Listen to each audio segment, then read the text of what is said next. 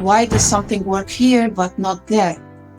Why are decisions being done that way? What works under what circumstances? All of these questions were pushing me into health policy and systems research. I'm Jeff Knezovich, and this is the Alliance Lift, the podcast that brings you closer to the people strengthening health systems around the globe. In each episode, we explore the experiences of Alliance alumni, making 3 stops along the way, learning from the past, living in the present, and leveling up for the future. Whether they're shaping policy, advancing research, or, as in today's episode, strengthening the systems that turn evidence into meaningful policy and action, our alumni are raising critical questions, sparking action, and expanding the frontiers of health policy and systems research. Health system research matters more than ever because we are the field that asks not only what is happening, but how can we respond with wisdom, how can we respond with equity, and how can we persevere? Many of you would have seen the recent headline doing the rounds. UN report finds United Nations reports not widely read. These findings from a UN-80 task force, while brutal, point to a bigger question. If even these high-level reports aren't reaching their intended audiences, what about the thousands of academic papers, policy briefs, and research reviews produced every year? In other words, a lot of the evidence being produced risks living and dying on the page, rather than changing what happens in people's lives. Our guest today has made it her mission to change that. It's a pleasure to welcome Racha Fadlallah, a Senior Scientific Officer at the Knowledge to Policy Center, or K2P Center, at the American University of Beirut, a WHO collaborating center focused on strengthening the use of evidence in policy and practice. She's also an instructor of public health practice at AUB's Faculty of Health Sciences and a co-founder of the Spark Center for Systematic Reviews in Health Policy and Systems Research. Her work extends well beyond Lebanon. Racha serves on the board of Health Systems Global, contributes to the strategic direction of WHO's Evidence-Informed Policy Network, or EVIPNet, and co-chairs the Alliance for Living Evidence, the Alive Learning Forum, roles that place her at the front lines of global efforts to translate evidence into meaningful action. Across her career, she has led national and multi-country studies, facilitated countless workshops, and published extensively on topics ranging from primary healthcare reform and multi-sectoral action to priority setting, knowledge translation, and the institutionalization of research. Racha, thank you so much for joining us today, and welcome to the Alliance Lift. Thank you, Jeff, for the introduction. It's a pleasure to be joining today's podcast. Wonderful. Then let's dive right in and look back. This is our segment called Learning from the Past. You started in biology before pivoting to public health and then eventually finding your way into health policy and systems research. How did those early choices guide you toward HPSR, and what made the field resonate with you? As you rightfully mentioned, I started with biology because growing up, I've always knew I wanted to work in the health sector, right? I wanted to improve people's lives. But along the way, I had an unfortunate incident. So one of my best friends got into a car accident and they were residing outside the city at that time. So there were lots of delays to transport my friend to the closest hospital because there were fragmentation between the emergency care system and the healthcare system. And by the time they arrived to the closest hospital, it was midnight. The hospital was understaffed. It was under-resourced. They didn't have the basic requirements or equipment or the life-saving tools that were needed at that time. So my friend had to wait several hours until being catered. And by that time, he went into a coma and we lost him the next day. And that was my first pivotal moment where I was thinking, okay, I can be the best physician.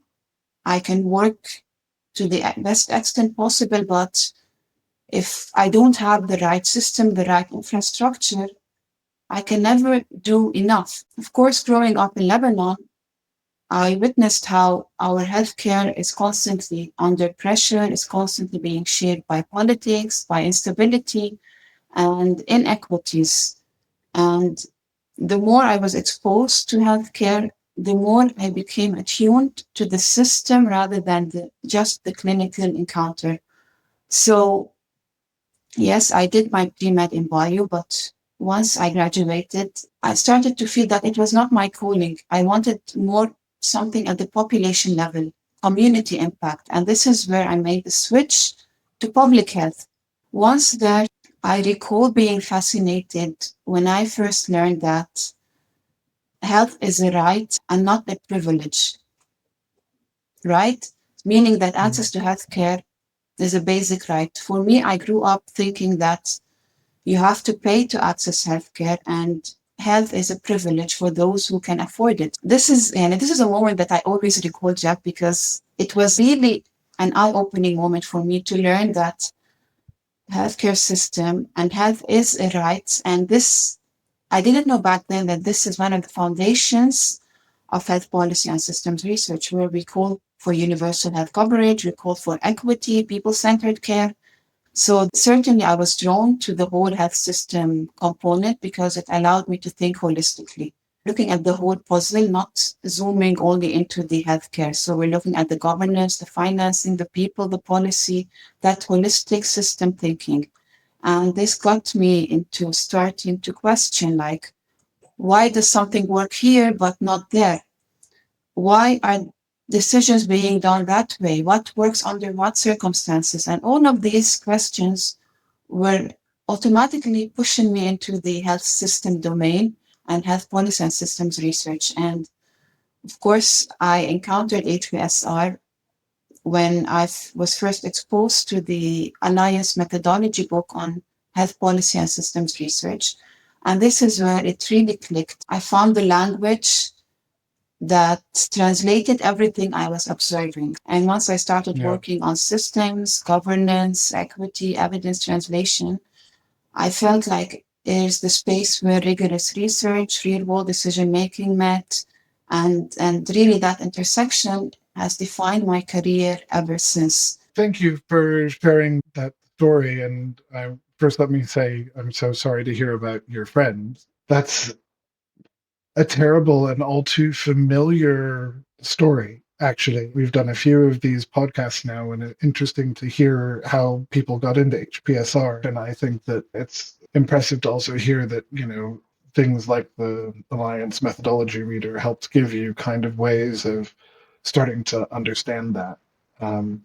So thank you for sharing that. Sure. It's hard to transition from that exactly, but you have become a health policy and systems researcher. I was wondering if there was a moment or experience that made you think we need to rethink how we share and communicate evidence. When I first started my career at the K2P Center, there were lots of gaps between research and how decisions are being made. We came to learn early on that evidence alone cannot lead to sustainable changes. It's all about building relationships, timing the evidence, packaging it in a proper manner, and of course, contextualizing it. Context is critical. So these matter as much if you really want to make an impact. The first work experience that I had was driven by an alliance project, which is policy relevant evidence synthesis in health policy and systems research. So this eventually led to co-founding the Spark Center, which is the Center for Systematic Reviews on Health Policy and Systems Research. It revolutionized the way we think about evidence production in the field. Prior to that, the assumption used to be that systematic reviews were confined to the clinical field. What was unique is that we had to collaborate early on with our decision makers, with our policymakers, with our frontline implementers to understand the political constraint and to elicit their needs, and then to match the evidence production to those needs. And it really changed the whole culture around evidence, around our understanding of what constitutes appropriate evidence.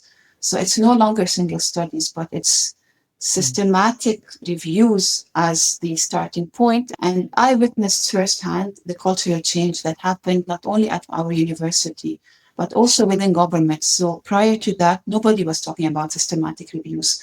within 2 years of establishing the first center of its kind in Lebanon and the region. I can tell you our whole faculty and AUB was talking about systematic reviews. We introduced a course on systematic reviews within public health. At the policymaking level, we were building capacity and creating awareness about systematic reviews. And within 2 years, the policymakers and director general, we found them asking us, like, what does the systematic review say? Is this backed up by systematic review? So it was really a cultural change, and it shaped how we think about evidence production and the type of evidence and how we need to align evidence production with the needs and priorities of our policymakers. Thank you. Thank you for sharing that. You've mentioned that you've worked with the Alliance a lot over the years. One of the more recent projects was building institutional capacity for health policy and systems research and delivery science, or the BIRD program, which really focused on institutional mentorship to strengthen capacities for evidence-informed decision-making. Can you tell us a little bit about the project and maybe share what you've learned about supporting teams and institutions to use evidence effectively? And how has that informed your work at the K2P Center beyond the project? BIRD came at a critical time because we were investing in the production of knowledge translation products, tools, dialogues, but what was missing was the capacity strengthening component. So through BIRD, we were able to elevate this capacity strengthening around knowledge translation and to transform it into our K2P signature program. What is unique about the BIRD program is that it constituted the first South-to-South collaboration of its kind around building sustainable capacity for evidence-informed decision-making. And when we say sustainable, it's not only about individual capacity. Of course, it's important to build individual skills, knowledge, and competencies. But if you do not complement that with institutional or organizational capacity strengthening, meaning having the right support structure, the right culture and incentive in place,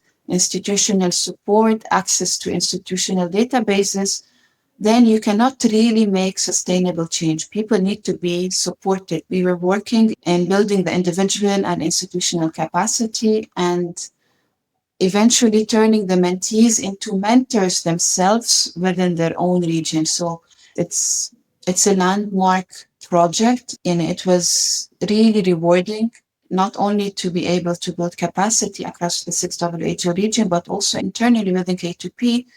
It pushed us and it transformed the capacity strengthening program that we had into one that is recognized globally.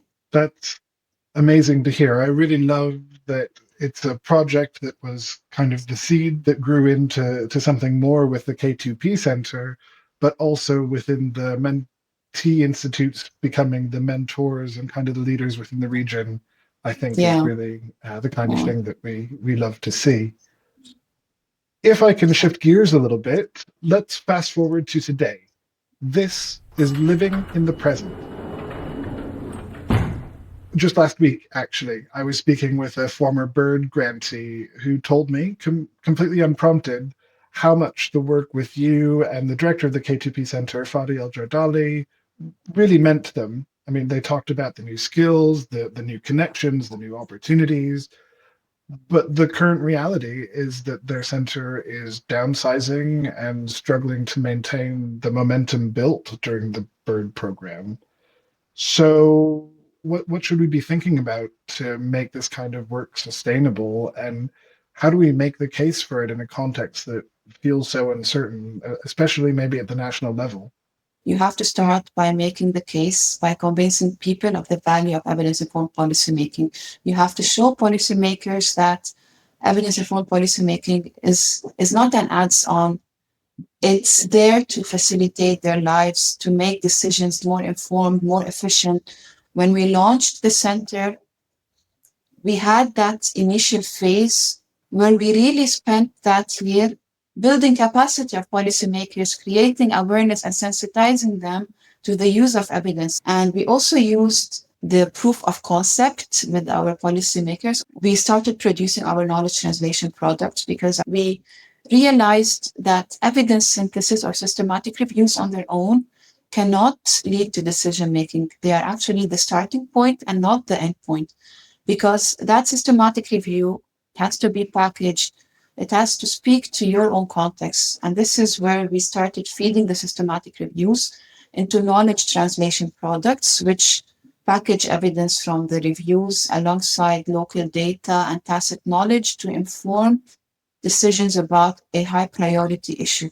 So one of the earliest knowledge translation product was the policy brief. So we wanted to demonstrate to policymakers the value of policy briefs. So we waited for the right timing, because at that time, my country was facing a huge influx of Syrian refugees into the country. So we had 1.5 million refugees coming in a country of 4.5 million. So automatically that rendered the refugee as a priority issue for all the government. Our first two knowledge translation projects were around access to mental health for Syrian refugees and around coordinating the provision of care for refugees, because at that time we had lots of money coming in, but the problem was with how to coordinate them and reduce duplication. So we produced these two products, and we launched our first ever dialogue around the issue of refugee. And so I still recall the interviews we had with the policymakers after the dialogue, and it was an aha moment for them. They were really impressed. It was the first time where they see the evidence being fed into a national dialogue where all the different stakeholders sat around the table. We were not there to finger point. We were there with a collaborative spirit. We have a huge problem. How can we face it? It was a proof of concept and they loved it. And so it's always something that we highlight when other people tell us, like, how do we start? It's a never ending process, Jeff. So there's not a moment where you say we've reached there. It's a continuous and evolving approach. So flexibility is very important because we know that policymaking is evolving. It's not linear. So you need to be flexible. You need to experiment with new tools. So we didn't stop with policy briefs. We later scaled up to rapid response services. We scaled up to advocacy, to citizen engagement. So it's an integrated, collaborative, co-production approach, if you want. One of the things that you said that strikes me was that the systematic reviews are a starting point, not the end point. And I also always said a policy brief is just a piece of paper, and people have perhaps this understanding of knowledge translation as a very technical process. So, you do the systematic review, you write the policy brief, change happened. There's a huge black box of, and then change happens, right? And it's a lot of engagement and advocacy and all those elements of it. So I love the way that you described that. But let's shift to the future now. This is leveling up. As I mentioned in the introduction, you serve on the board of Health Systems Global, and the next Global Symposium in Dubai is now just less than a year away. It appropriately has the theme of future-focused health systems in a changing world. What does this moment mean for the HPSR community in the region, and what are you hoping it will unlock, both for the region and for the global conversation? We are bringing the Global Symposium for the first time physically to the Eastern Mediterranean region, and it's a joint collaboration between the Knowledge to Policy Center at the American University of Beirut and the Mohammed bin Rashid School of Government in Dubai. We consider it as a landmark event because many of the challenges facing our region are health system challenges. So many of our countries still struggle with universal health coverage. We have a huge issue around human resources for health. We have huge issue around financing healthcare, and bringing this HSR 2026 to the region. It's really a defining moment because it is the region that is in most need of health system and health policy and systems research. Yet at the same time, it is the region where HPSR is still unfortunately lagging behind. We still have lots of work to do around creating that value, that momentum, the demand, building capacity around HPSR. So we are hoping that the Ninth Global Symposium on Health System Research will create that momentum for our region. It will bring the regional voices, concerns, and realities into the global landscape. This is maybe a good time to remind people that the submission for abstracts is just opened, and researchers, policymakers, and practitioners alike are invited to submit work that speaks to one of the four sub-themes. Those are politics and polycrises, plurality and partnerships, platforms and participation, and pathways and planet. What should people submitting abstracts know, whether it's about the process or the content they submit, any tips, and maybe what are you most looking forward to exploring within those themes when we come together in Dubai? Unfortunately, our health systems operate amidst many unprecedented intersecting disruptions ranging from armed conflicts to wars to climate disruptions to digital transformation, pandemics, shifting geopolitical landscapes. We are cognizant that if we want to strengthen health system and improve health, we have to also look at those other systems that impact health. And we envision the four P's as the pillars or the ingredients that would lead to that vision of a transformative, future-focused health system. So we need to recognize politics and polycrisis. How can we rethink about governance, financing, diplomacy in the face of conflict and changing global order? We need to acknowledge the plurality and partnerships. So we need to start embracing diverse sectors beyond the health sector. We need to open to financing. We need to open to environment. We need to look at non-traditional actors. And we also need to acknowledge the different care modalities and the different entry points into the health system. Our third pillar is also about the platforms and participation. Of course, a critical component here is how can we harness digital technologies, AI, in an equitable and ethical manner to achieve the goals of health system and health policy and systems research. And finally, we need to acknowledge the pathways and planet, meaning that the human ecological concern needs to be brought to the forefront. If we want to improve health, it's not only humans, it's the humans, the physical environment, and the animals. We want it to be solution-oriented. We want to bring different partners around the table.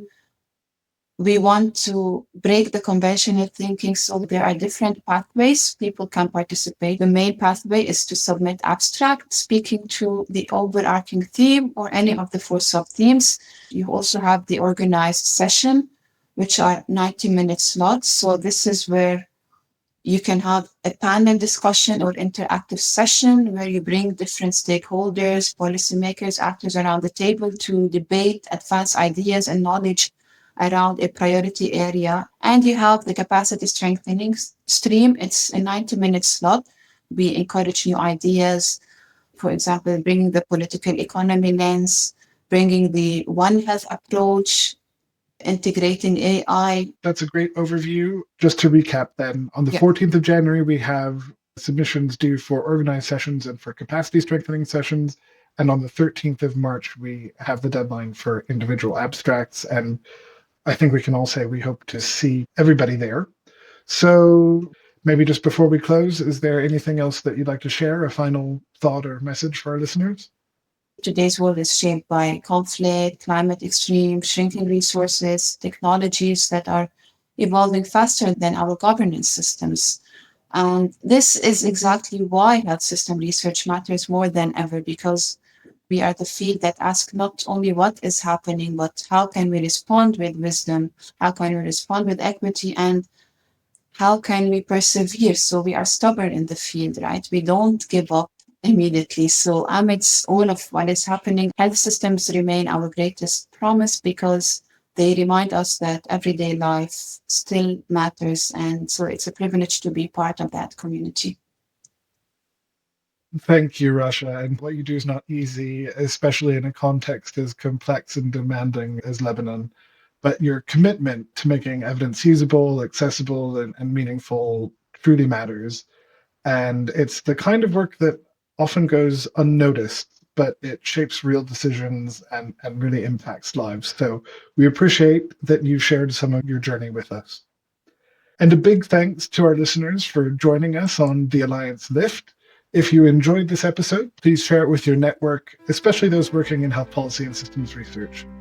Don't forget to visit the Health Systems Global website for more information on HSR 2026, including for the submission of abstracts. And always a reminder, you can join the Alliance Alumni Network on LinkedIn to stay connected and hear more stories like this one. Until next time, take care and keep doing the work that lifts others too.